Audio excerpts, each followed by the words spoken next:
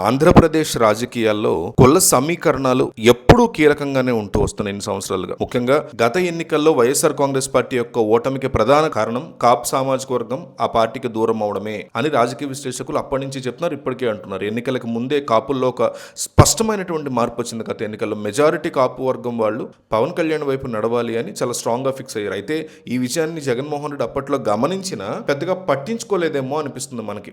ఇతర కులాల మద్దతుతో గెలిచి వేయొచ్చేమో అని ఆయన వేసినటువంటి అంచనాలు తలకిందులైపోయి ఫలితంగా వైసీపీ ఘోర పరాజయాన్ని మూటగట్టుకుంది. ఇప్పుడు ఆ తప్పుని సరిదిద్దుకునేటువంటి పనిలో జగన్మోహన్ రెడ్డి ఉన్నారు. నిజానికి వైసీపీలో కాపు నేతలు కొదవేమీ లేదు. బొత్స సత్యనారాయణ, అంబటి రాంబాబు, గుడివాడ అమర్నాథ్, పేర్ని నాని ఇట్లా చాలా మంది వైసీపీ పార్టీలో ఉన్నారు. చివరికి కాపు ఉద్యమ నేత ముద్రగడ పద్మనాభం కూడా వైసీపీలోనే ఉన్నారు. వైసీపీ కోసమే ఎలక్షన్ అప్పుడు పోరాటం చేశారు, ఇప్పటికీ చేస్తున్నారు.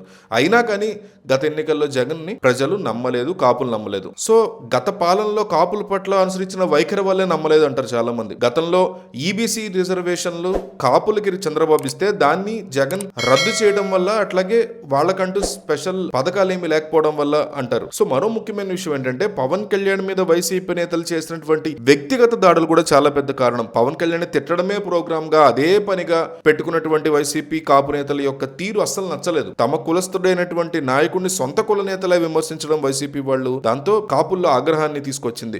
అధికారంలో ఉన్నప్పుడు ఆ కాపు నేతలకి సరైన ప్రాధాన్యత ఇచ్చి వారి ద్వారా కాపులకు మేలు చేసేటువంటి పని చేయించి ఉంటే పరిస్థితి డెఫినెట్ గా వేరేలా ఉండేది. కానీ జగన్మోహన్ రెడ్డి ఆ సమయంలో ఆ నేతల్ని కేవలం విమర్శలకే పరిమితం చేశారు. ఇప్పుడు మళ్ళీ అదే నేతల్ని అడ్డం పెట్టుకుని కాపు ఓటు బ్యాంకుని ఆకర్షించుకోవడానికి జగన్ చేస్తున్నటువంటి ప్రయత్నం విఫలమవుతోంది, చావు దెబ్బ పడుతోంది అంటున్నారు. వైసీపీలో ఉన్నటువంటి కాపు నేతలందరూ కూడా దూకుడుగా ఒకప్పుడు రాజకీయం చేసిన మాట నిజమే, అయినా ఇప్పుడు మాత్రం ప్రజల్లో వారి మీద ఉన్నటువంటి నమ్మకం చాలా వరకు తగ్గిపోయింది. పాత పద్ధతులతోనే కాపుల్ని తమ వైపు తిప్పుకోవాలని జగన్ చేస్తున్నటువంటి ప్రయత్నాలు వర్కౌట్ అవ్వకపోగా రివర్స్ అవుతున్నాయని ఒక వర్గం వైపు నుంచి వినిపిస్తున్న మాట. కాపుల్లో పవన్ కళ్యాణ్ మీద ఉన్నటువంటి క్రేజ్ ని తట్టుకుని మళ్ళీ అదే కాపుల్ని వైసీపీ వైపు తిప్పుకోవడం అనే కాన్సెప్ట్ ఏదైతే ఉందో అది ప్రస్తుత పరిస్థితుల్లో సాధ్యం కాదు. అది జగన్ కి చాలా పెద్ద సవాలని కూడా చెప్పాలి. సో ఈ మొత్తం వ్యవహారంలో ఈ సామాజిక వర్గం జగన్ వైపు రావాలి అని జగన్ చేస్తున్నటువంటి ప్రయత్నాలు, అంటే అంబటి రాంబాబు చంద్రబాబుని తిట్టినప్పుడు అది చంద్రబాబు అంటే ఒక సీఎం స్థానంలో ఉన్న జగన్ అనండి, చంద్రబాబు అనండి, ఆ స్థానంలో ఉన్నటువంటి వ్యక్తిని తిట్టడంగానే ప్రజలు చూస్తారు, అభిమానులైనా చూస్తారు.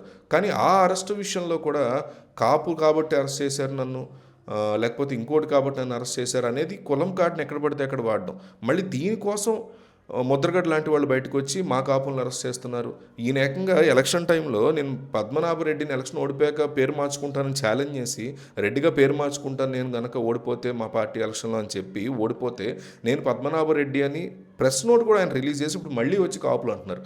సో ఈ ప్రజలకి ఏ సామాజిక వర్గమైనా ఏ రాష్ట్రమైనా ఎలాంటి ఓటర్లనైనా ప్రజలకి మౌలిక సదుపాయాలు కల్పించి ప్రస్తుతం ఉన్నటువంటి భారీ రేట్లు తగ్గేలాగా నిత్యావసర వస్తువులు కానీ పెట్రోల్ కానీ చేసి ఒక మంచి సొసైటీని బిల్డ్ చేసి ఓట్లు అడగడం వేరు.